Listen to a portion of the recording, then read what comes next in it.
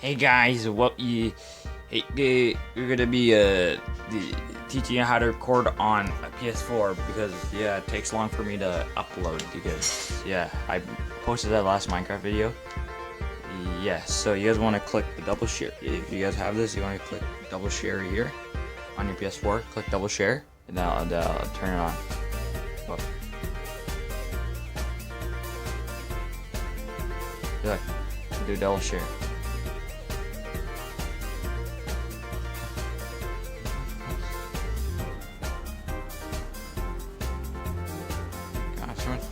So whatever, you click double share because it's hard doing it like this. Like there you go, it's recording. Anyway, after you finish recording, you want to go. Wait, actually, hold on. You want to go to your settings and go to. I'm pretty sure it's right here. Broadcast. No, it's not broadcast.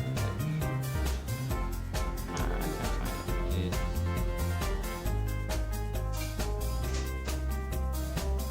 Here, sharing and broadcast settings, you're gonna click that.